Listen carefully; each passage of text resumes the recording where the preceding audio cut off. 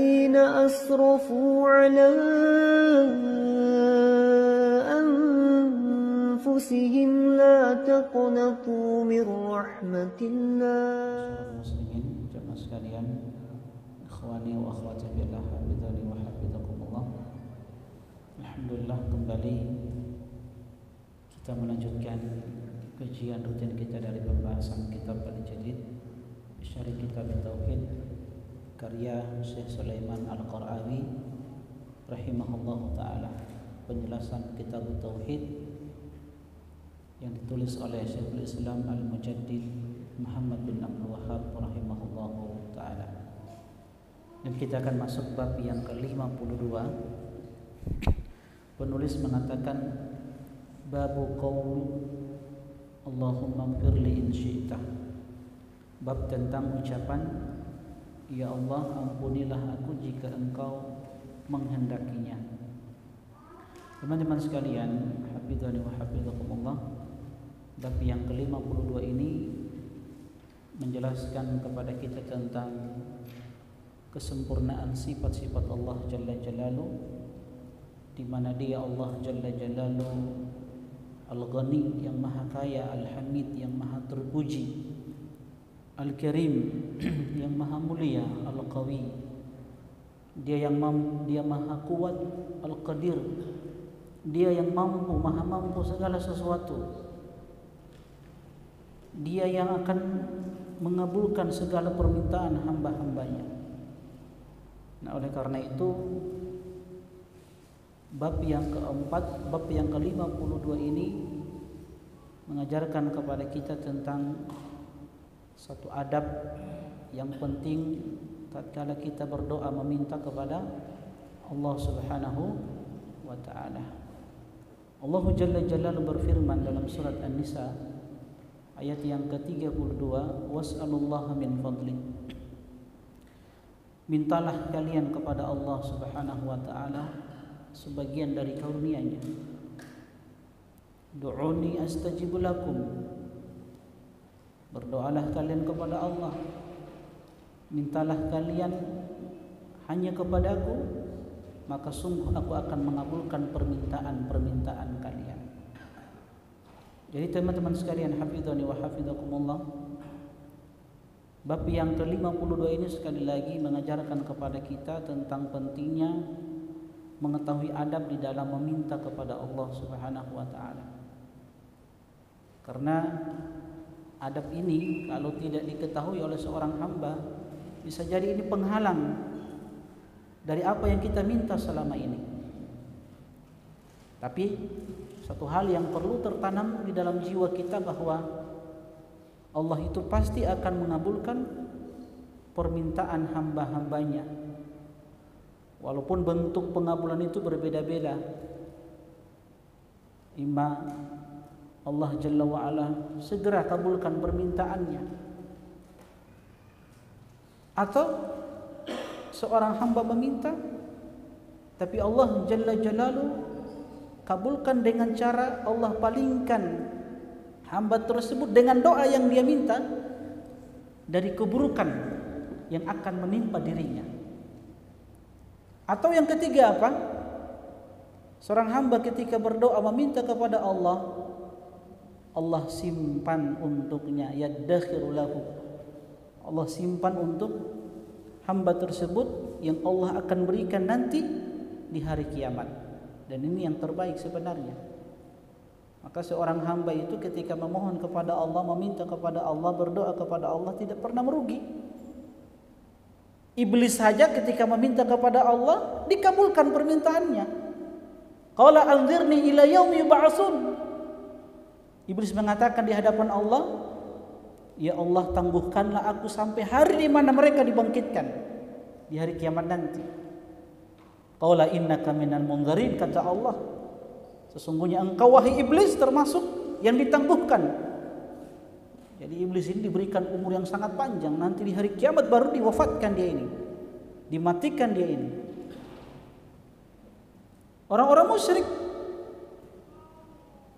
mereka ketika berdoa meminta kepada Allah, fa idza raqibu fil fulki da'allaha mukhlishina lahuddin. Walamma najjahum ilal barri idahum yusyrikun. Orang-orang musyrik itu ketika mereka menaiki kapal di atas lautan, dalam keadaan mereka mendapatkan kemudaratan yang besar, menghadapi ombak yang begitu besar, mereka segera berdoa memohon kepada Allah. Dikabulkan permintaan mereka. Walamma najjahum ilal barri, tatkala Allah selamatkan mereka sampai di daratan, tiba-tiba melakukan kesyirikan kepada Allah. Intinya permintaan mereka dikabulkan. Lantas bagaimana dengan seorang mukmin yang senantiasa mentauhidkan Allah, mengesahkan Allah, yang senantiasa taat, menjalankan perintah-perintahnya, meninggalkan semua bentuk-bentuk larangan Allah Jalla Jalaluhu, pasti akan dikabulkan. Cuman terkadang kita ini suudzon kepada Allah Subhanahu wa taala. Makanya dilarang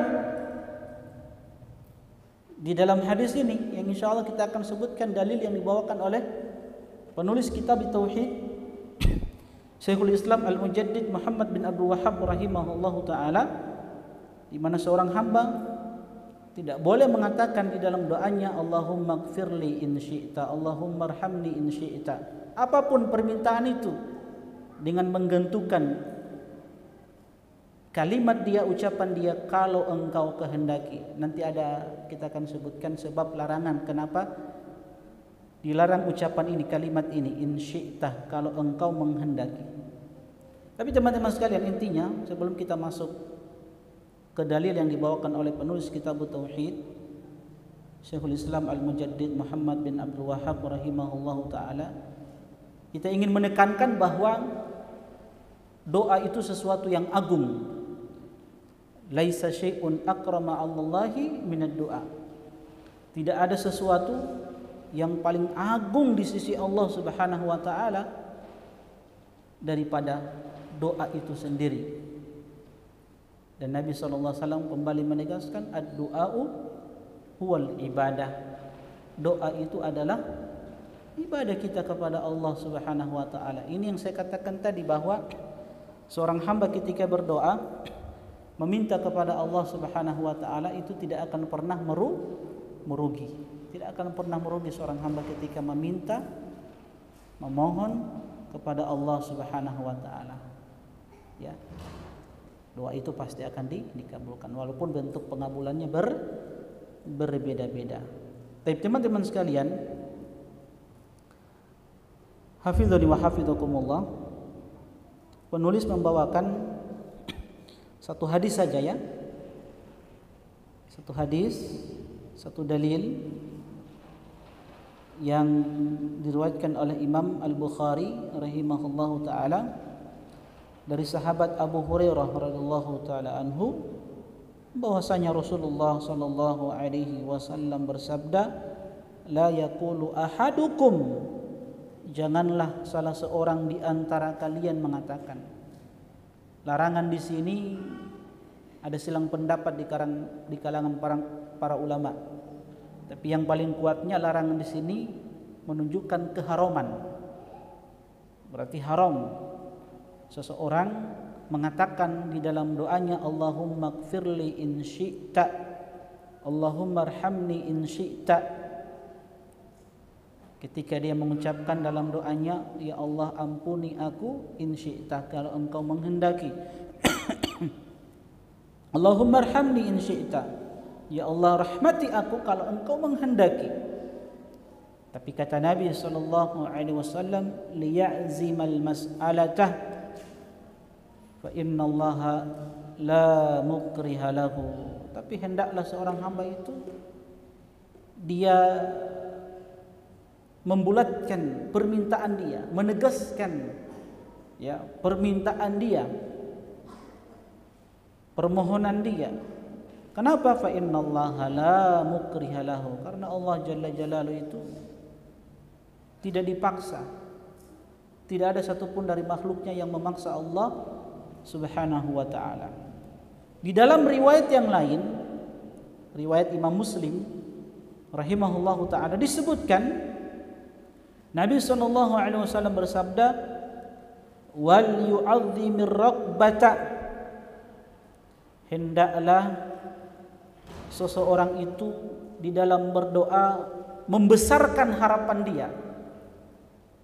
Membesarkan harapan itu pertama, di dalam berdoa itu kita harus al-ilhah, yaitu memelas, merengek-rengek di hadapan Allah Subhanahu wa taala yang menunjukkan bahwa kita butuh kepada Allah.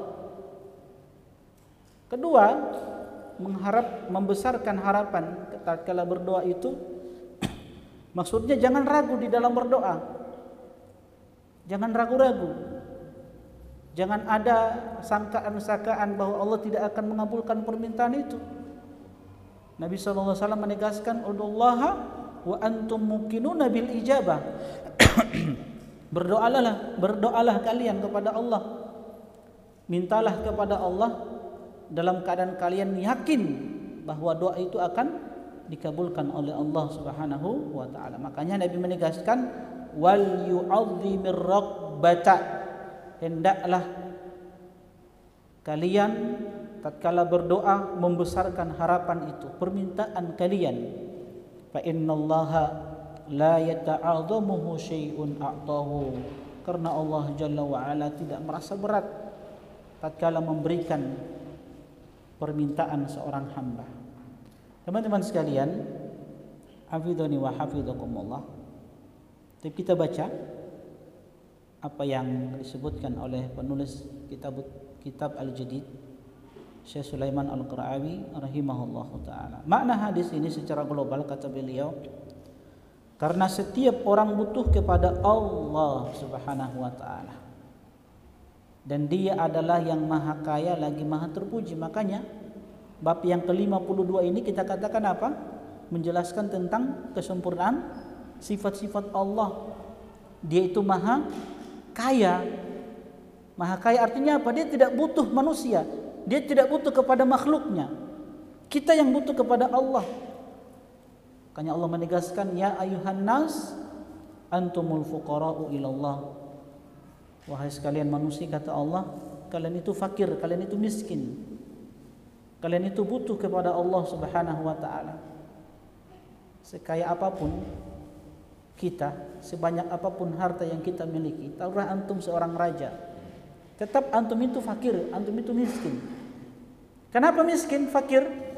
Walaupun harta antum segudang, yang pintu gudang tersebut kuncinya harus dipikul oleh puluhan orang, tetap antum itu fakir, butuh kepada Allah. Buktinya apa?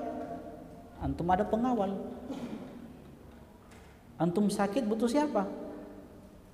Dokter. Ya, berarti menunjukkan antum fakir. Itu bukan al-ghani, itu bukan kaya itu. Kalau kaya itu memang tidak butuh lagi kepada orang lain, tidak butuh lagi makhluk. Itu bilang kaya raya. Nah, dia Allah Subhanahu wa taala yang maha kaya. Dia maha terpuji, dia karim, dia yang mulia, yang senantiasa menjawab permintaan-permintaan, doa-doa hamba-hambanya. Maka Rasulullah sallallahu alaihi wasallam melarang orang yang ingin berdoa menggantungkan permintaannya kepada kehendak Allah. Nabi melarang. Kenapa Nabi melarang? Dari 3 sisi. Sisi pertama, orang yang mengucapkan kalimat seperti ini, kalimat apa itu? Ya Allah, ampunilah aku, rahmati aku jika Engkau menghendaki. Jadi orang yang mengucapkan kalimat seperti ini seakan-akan dia itu tidak butuh Allah Jalla Jalaluh. Dalam artian teman-teman sekalian, ketika dia meminta, ya Allah ampuni aku kalau Engkau menghendaki, artinya apa? Ya kalau Engkau tidak menghendaki permintaan ini dijabah, ya sudah, tidak mengapa. Jadi seakan-akan dia tidak butuh kepada Allah Subhanahu wa taala. Padahal sekali lagi seorang hamba itu sangat-sangat butuh kepada Allah Subhanahu wa taala. Bahkan di dalam doa itu disunnahkan untuk apa? Menjelaskan kondisi keadaan kita. Tatkala berdoa itu jelaskan kondisi keadaan kita bahwa kita itu butuh Allah Subhanahu wa taala. Saya bawakan ucapan Imam As-Sa'di rahimahullahu taala.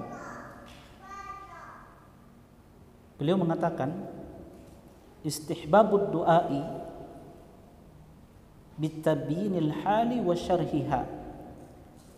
Jadi tatkala seorang berdoa itu disunahkan baginya, jadi sunnah kata beliau disunahkan baginya untuk apa? Bitabinil hali wa syarhiha, untuk menjelaskan kondisi keadaan dia tatkala dia meminta sesuai dengan permintaan dia. Jadi jelaskan kondisi dia.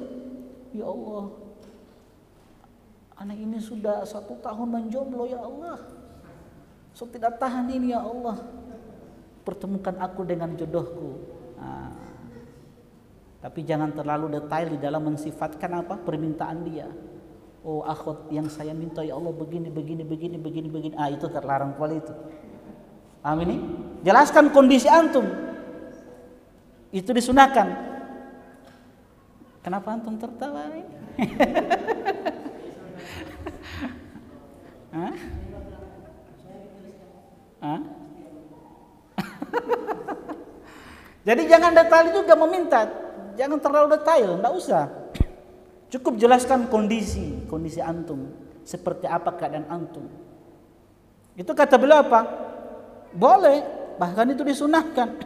Walau kana Allahu aliman laha, sekalipun Allah tahu kondisi kita tatkala kita meminta kepadanya, dia tahu, dia kan maha mengetahui, alimun, mengetahui.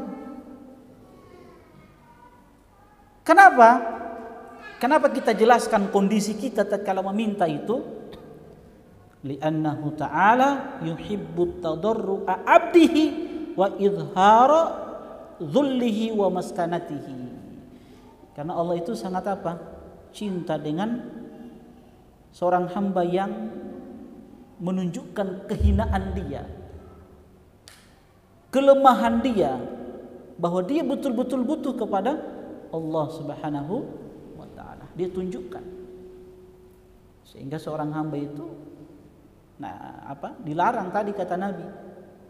Di dalam doanya mengucapkan apa? In syi'ta. Apapun permintaan itu jangan gantungkan dengan kehendak Allah. In syi'ta. Karena itu alasan pertama apa tadi? Karena seakan-akan dia tidak butuh Allah. Sudah tidak mengapa kalau tidak dikabulkan. Alasan kedua kenapa dilarang? Karena dalam ucapan itu terdapat pemaksaan. Seakan-akan dia mengatakan, ya sudah, kalau engkau tidak menghendaki juga tidak mengapa. Dia paksa Allah. Makanya Nabi katakan, fa innallaha la mukriha lahu. Sesungguhnya Allah Subhanahu wa taala itu tidak dipaksa terhadap apa yang diminta kepadanya. Allah tidak dipaksa. Tapi tadi kita sampaikan bahwa harus tertanam dalam diri kita bahwa apapun permintaan itu pasti dikabulkan. Cuman bentuk pengabulannya berbeda-beda. Tapi intinya Allah kasih. Ima segera dikabulkan. Kedua apa? Dipalingkan dari keburukan disebabkan doa itu. Semisal dengan permintaan kita. Atau yang ketiga Allah simpan untuk kehidupan akhirat kita nanti di hari kiamat nanti. Allah balas. Allah kasih pahala terhadap doa-doa yang kita minta kepada Allah Subhanahu wa taala. Sehingga seseorang itu dilarang untuk meminta seperti itu dengan ucapan in syi'ta. Ya. Alasan ketiga, dengan cara seperti ini, dengan doa semisal ini, seperti ini, itu seakan-akan menunjukkan bahwa Allah itu sulit untuk mengabulkan permintaannya. Nah, itu kenapa Nabi Shallallahu Alaihi Wasallam melarang.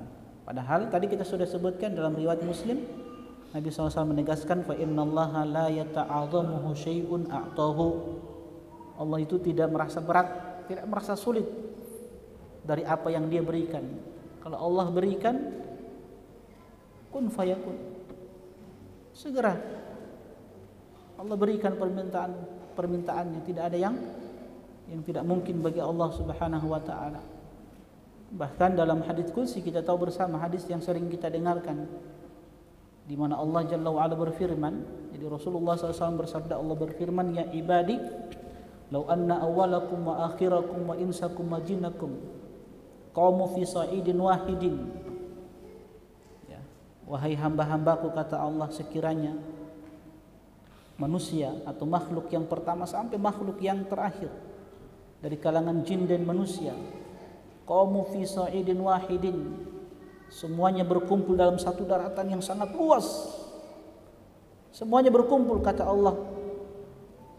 Kemudian fasa'aluni, semuanya meminta kepadaku. Fa'a'taitu kulla insanin mas'alatahu. Setiap dari mereka aku berikan permintaan mereka, aku kabulkan doa-doa mereka. Semuanya.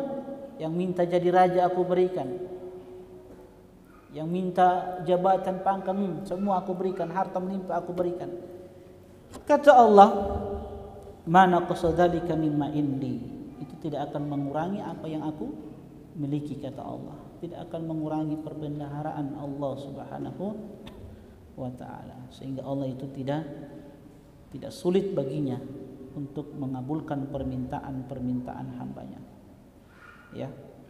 Jadi Allah pasti akan kabulkan. Baik, kita lanjutkan teman-teman sekalian. Hafizani wa hafizakumullah. Jadi kata penulis kitab, Rasulullah SAW melarang orang yang ingin berdoa menggantungkan permintaannya kepada kehendak Allah, karena itu menimbulkan perasaan tidak adanya perhatian terhadap permohonan. Nah, itu juga. Dan itu menafikan rasa butuh yang merupakan ruh dari ibadah. Dan juga karena memberikan pilihan tidaklah layak bagi Allah. Jadi karena memberikan dan juga karena memberikan pilihan itu tidaklah layak bagi Allah Subhanahu wa taala. Allah dipaksa, seakan-akan Allah tidak akan memberi. Karena tidak ada sesuatu pun yang dapat memaksa Allah hingga harus diberikan pilihan. Beda dengan manusia. Kalau manusia sekaya apapun dia, ya kalau kita minta, ya kadang berat juga dia kasih. Apalagi permintaan antum itu banyak,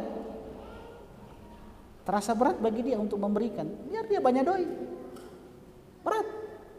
Apalagi sering-sering antum minta, mungkin sekali dua kali, oke dia kasih. Coba antum datang ke Pak Haji, anak Pak Haji mau pinjam doi 1 juta. Kira-kira Pak Haji Asri mau langsung kasih 1 juta itu? Hah? Boleh bagaimana? Ini yang punya pustaka sunnah ini. Jelas banyak doi.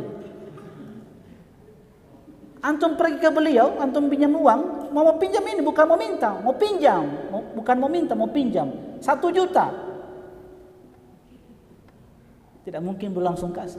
Pasti berpikir dulu itu. Berat mau kasih itu berat. Ya, itulah manusia, itulah makhluk ya.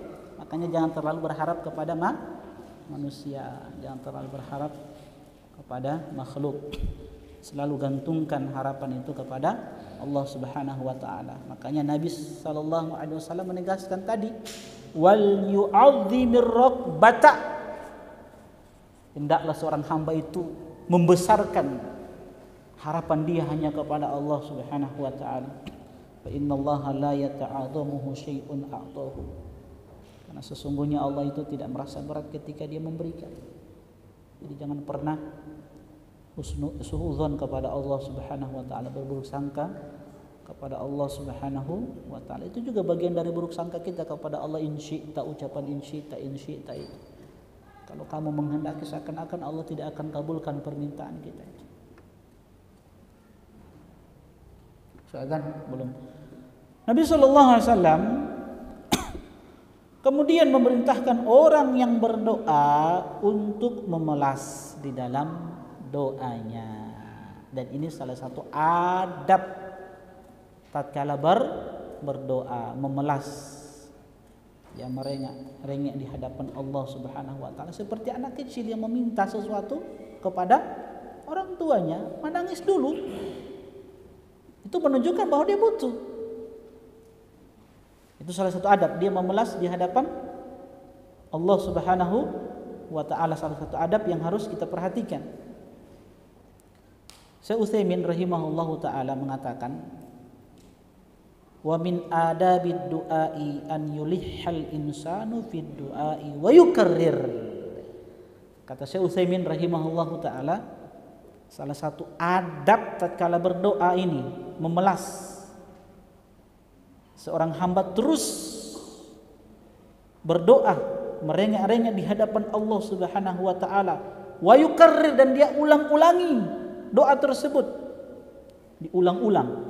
Nah, ini juga adab yang kedua, sering mengulang-ulang permintaan itu. Kenapa? Karena Abdullah bin Mas'ud mengatakan, kana Nabi sallallahu alaihi wasallam idza da'a salasan. Nabi itu kalau berdoa, permintaannya itu diulang-ulang kembali oleh Nabi salasan.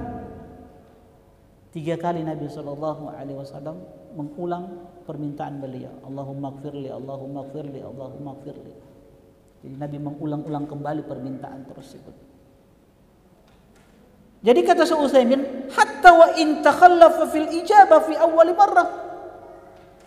Sekalipun pengabulan itu tidak disegerakan oleh Allah Subhanahu wa taala ketika kita meminta di awal itu, belum langsung dikabulkan oleh Allah Subhanahu wa taala. Tapi beliau katakan, fal yukarrir, jangan bosan, tetap minta lagi. Kenapa? Fa innallaha ta'ala qad yamna'ul 'abda minal ijabati fi awwali marratin min ajli an yazdada fi du'ai rabbih waftiqarihi ilaihi. Kata beliau, kenapa disuruh ulang-ulang doa itu? Karena sesungguhnya Allah Subhanahu wa taala tatkala belum mengabulkan permintaan seorang hamba, tatkala dia meminta pertama kali, itu tidak lain tujuannya min ajli an yazdada fi du'ai rabbih, supaya hamba ini terus berdoa meminta kepada Allah, terus berdoa meminta kepada Allah, dan Allah Subhanahu wa taala inginkan dari hamba itu apa? Dia itu butuh kepada Allah Subhanahu wa taala. Dengan dia meminta, itu menunjukkan bahwa dia butuh sama Allah. Wa aidon, terkadang, itu alasan pertama ya. Alasan pertama apa? Kenapa diulang-ulang doa itu? Supaya apa? Menunjukkan kita itu butuh sama Allah. Kedua, wa aidan yakunu imtihanan lil abdi. Ini bisa jadi Allah belum mengabulkan permintaannya itu sebagai bentuk ujian bagi hamba tersebut. Sebagai bentuk ujian. Hal yastamirru fi du'aihi lillahi aw yastahsiru fayamtani'. Ujiannya apa? Ketika Allah tidak mengabulkan permintaannya, apakah dia akan terus berdoa?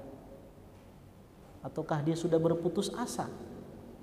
Dia meninggalkan doa tersebut. Baik.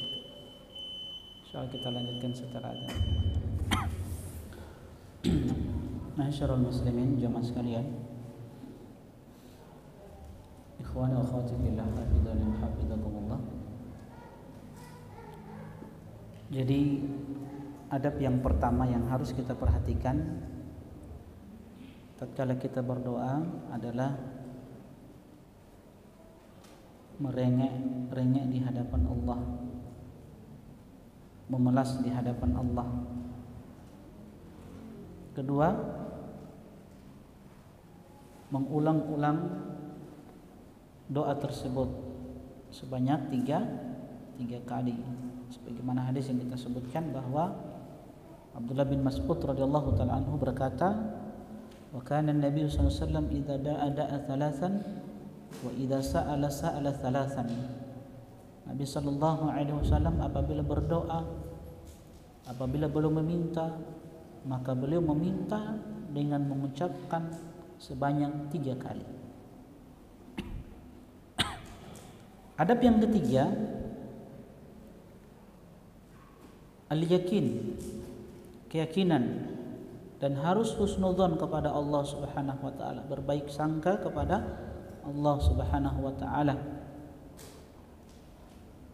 Nabi sallallahu alaihi wasallam bersabda, "Ud'ullaha wa antum muqinuna bil ijabah."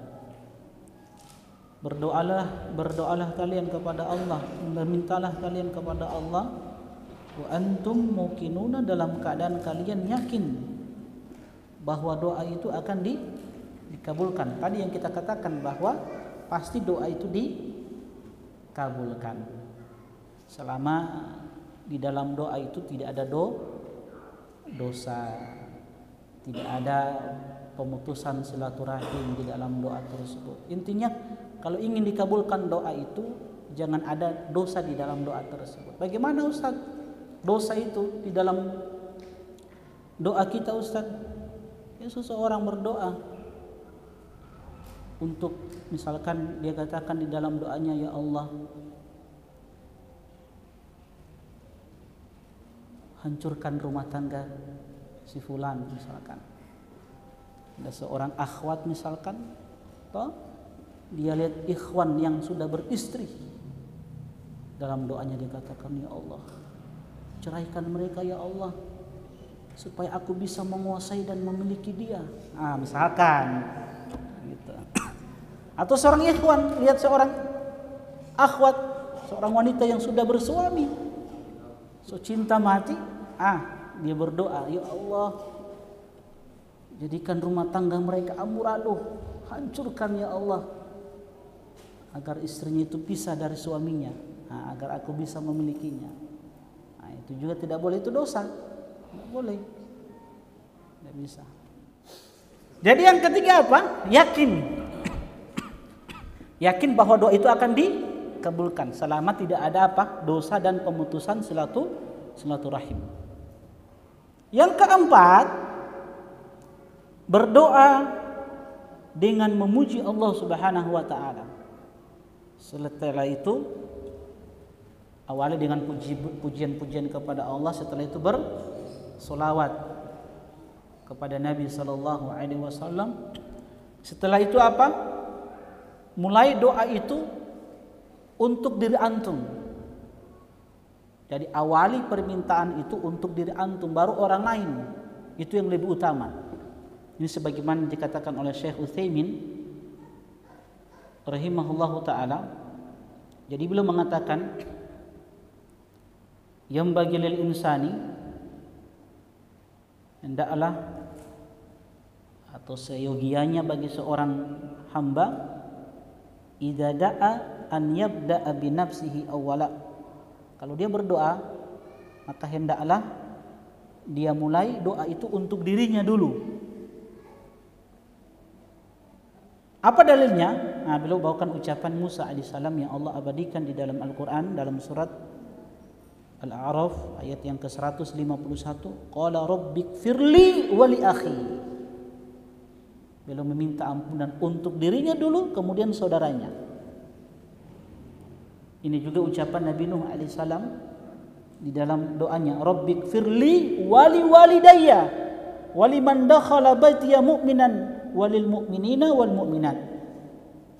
Jadi Nabi Nuh alaihissalam memulai doanya itu untuk dirinya dulu, baru kedua orang tuanya dan orang-orang yang beriman. Maka kata beliau, faqaddama nafsahu ala walidayhi. Ucapan Nabi Nuh alaihissalam, dia dahulukan dirinya dulu, setelah itu kedua orang tuanya. Wa qala an-nabiy sallallahu alaihi wasallam, dan ini juga. Baik, teman-teman sekalian, hafizani wa hafizakumullah. Jadi Syaikh Utsaimin rahimahullahu taala mengatakan, hendaklah seseorang itu tatkala berdoa dia memulai untuk dirinya,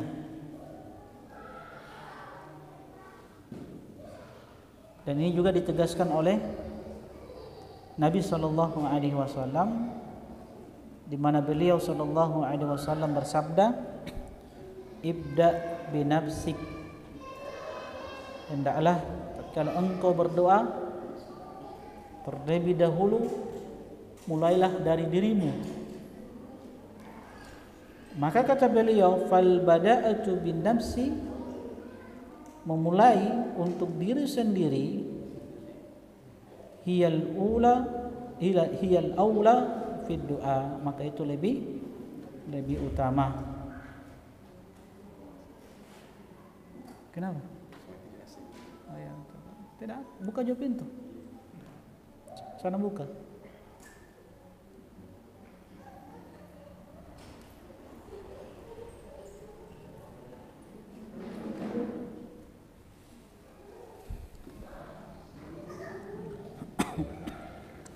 Baik, teman-teman sekalian, hafizhani wa hafidhakumullah. Adab selanjutnya, adab yang kelima. Jadi adab yang kelima, kalau ingin dikabulkan doa itu, ya, memilih waktu-waktu yang mustajab. Cari waktu-waktu yang mustajab agar doa itu dikabulkan. Ya, di antaranya sepertiga malam terakhir, ketika sujud di dalam salat kita, waktu sore di hari Jumat, antara adzan dan iqamah. Keenam, kalau memungkinkan cari tempat-tempat di mana doa itu akan dikabulkan oleh Allah Subhanahu wa taala. Seperti kala seorang dalam melaksanakan ibadah umrah, ketika dia tawaf, ketika berada di mana, di Mekah, terutama di hari Arafah, ini hari yang Masya Allah luar biasa, hari yang diimpikan oleh setiap muslim dan muslimah, di mana dia bisa berdoa di hari Arafah tanggal 9 Zulhijjah, karena itu hari yang sangat agung. Orang keluarkan puluhan juta, bahkan ratusan juta untuk pergi ibadah haji, tidak lain cuma mencari hari ini, hari Arafah di tanggal 9 Zulhijjah. Orang menunggu antrian yang begitu lamanya, itu tidak lain cuma ingin satu tempat ini, hari Arafah, di padang Arafah. Karena hari itu Allah Jalla wa'ala mengabulkan permintaan hamba-hambanya yang meminta kepadanya, karena mereka dalam keadaan tunduk, merendahkan diri di hadapan Allah Subhanahu wa ta'ala. Selanjutnya, di antara adab yang perlu diperhatikan, bertawassul dengan nama-nama Allah Subhanahu wa ta'ala. Dan ini kita sudah jelaskan pada pertemuan sebelumnya, tatkala kita berbicara tentang penetapan asma, nama-nama Allah Subhanahu wa ta'ala yang indah dan sifat-sifatnya yang mulia, di mana seorang hamba tatkala dia berdoa, mintalah kepada Allah dengan nama-nama Allah Subhanahu wa ta'ala yang indah. Walillahil asmaul husna fad'uhu biha. Allah itu punya nama-nama yang indah, dan setiap nama itu terkandung di dalamnya sifat-sifat yang mulia, maka mintalah kepada Allah dengan nama dan sifat-sifat tersebut, sebagaimana yang telah kita jelaskan pada pertemuan selanjutnya, sebelumnya. Teman-teman sekalian, hafizhani wa hafizakumullah, kita lanjutkan. Jadi Nabi SAW kemudian memerintahkan orang yang berdoa untuk memelas dalam doanya, dan agar memohon kepada Allah Subhanahu wa ta'ala apa yang diinginkan dari kebaikan yang besar maupun yang kecil. Hal itu karena tidak ada sesuatu pun yang sulit bagi Allah Subhanahu wa ta'ala yang ingin dia berikan. Jadi sekali lagi, tidak ada yang sulit bagi Allah Subhanahu wa ta'ala. Dia Al-Qadir, dia Al-Qawi, dia Al-Aziz, Al-Ghani, Al-Hamid. Jadi tidak ada yang sulit bagi Allah Subhanahu wa ta'ala. Dia Al-Hakim, Maha Hikmah, bijaksana di dalam memberikan apa yang kita minta. Terkadang kita minta apa? Ya Allah, aku minta harta yang banyak. Tapi terkadang kita tidak tahu dengan permintaan itu bisa jadi Allah mampu kasih itu harta. Untuk minta pangkat, jabatan, sebenarnya mampu bagi Allah, tidak ada yang mustahil bagi Allah. Cuman kita tidak tahu ketika doa ini dikabulkan, bisa jadi kita ini melampaui batas. Bisa jadi dengan permintaan itu yang Allah kabulkan, kita pun berpaling dari Allah Subhanahu wa taala. Walau Allah Jalla wa Ala berfirman, walau basatallahu rizqa li ibadihi. Kalau sekiranya Allah bentangkan itu rizki untuk hamba-hambanya, Allah kabulkan itu semua permintaan mereka, la bagaw fil ard, kata Allah. Sungguh hamba-hambaku akan melampaui batas di muka bumi ini. Kalau permintaan mereka dikabulkan, minta harta yang banyak, pangkat, jabatan, bisa bagi Allah. Tapi kata Allah, la bagaw fil ard. Bisa jadi kalau Allah kasih, dia berbuat zalim dengan harta tersebut. Kalla innal insana la yatagha. Itu kan sifat manusia. La yatagha. Apa itu la yatagha? Merasa apa dia? Besar. Sombong. Kapan? Ar-ra'ahu stad. Nah, ketika dia sudah melihat dia sudah punya harta. Dia sudah punya pangkat, jabatan, rumah mewah, pokoknya sudah punya kekayaan, dia sudah melihat dirinya itu sudah mampu. Saat itu dia akan sombong. Makanya terkadang kenapa Allah tidak kabulkan permintaan kita, Allah simpan nanti di akhirat Allah kasih.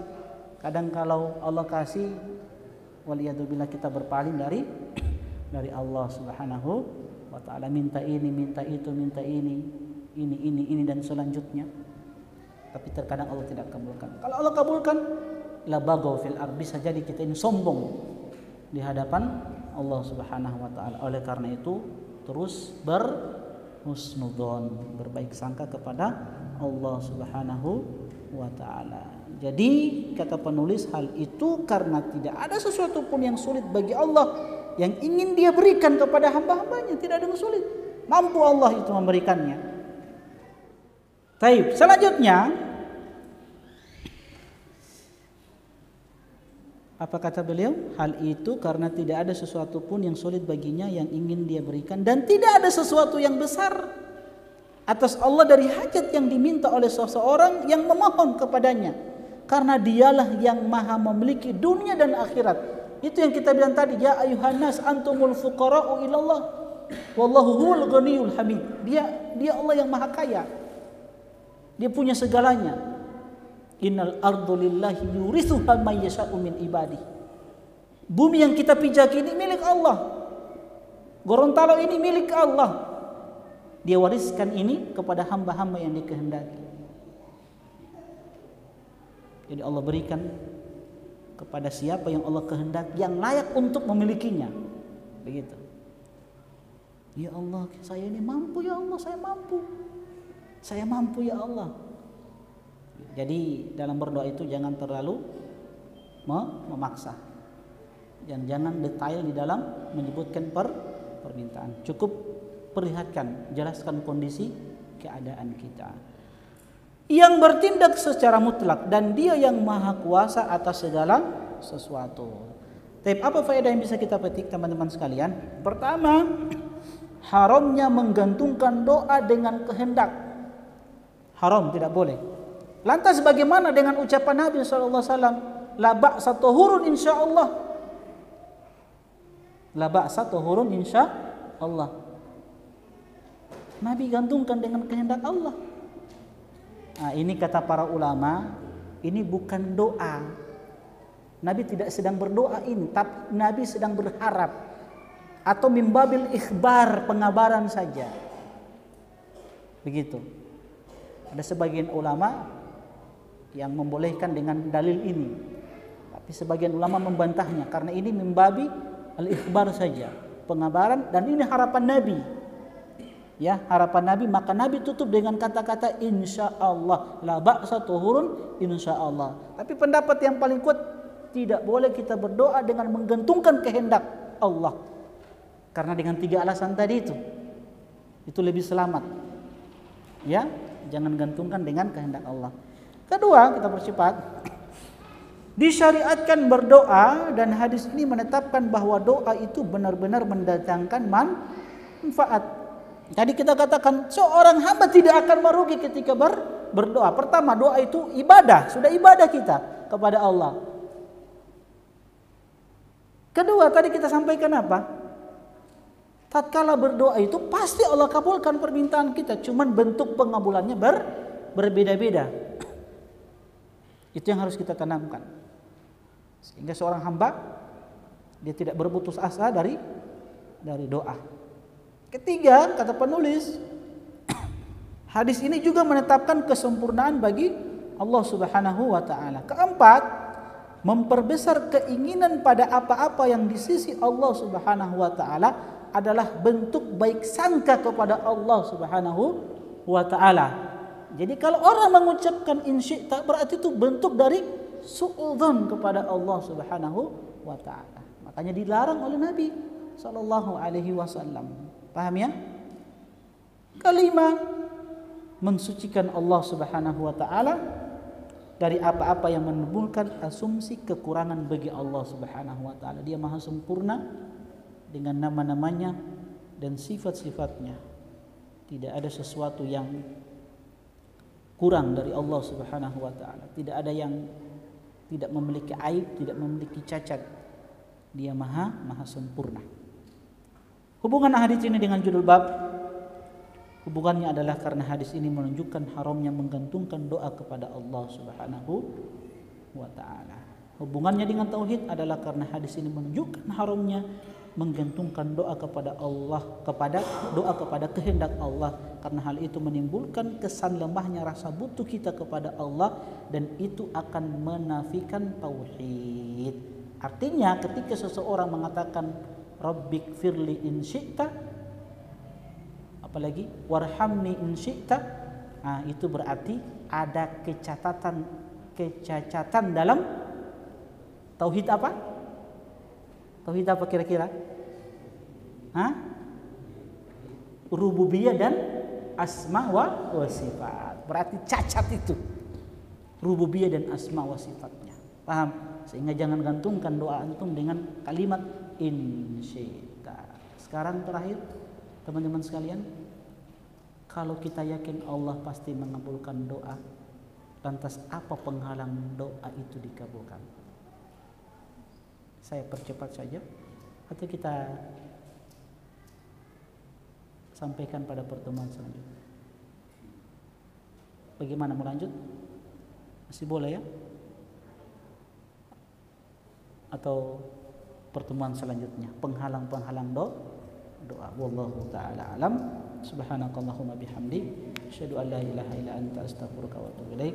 Assalamualaikum warahmatullahi wabarakatuh. Ya ibadiyalladzina asrafu ala anfusihim la taqnatu min rahmatillah.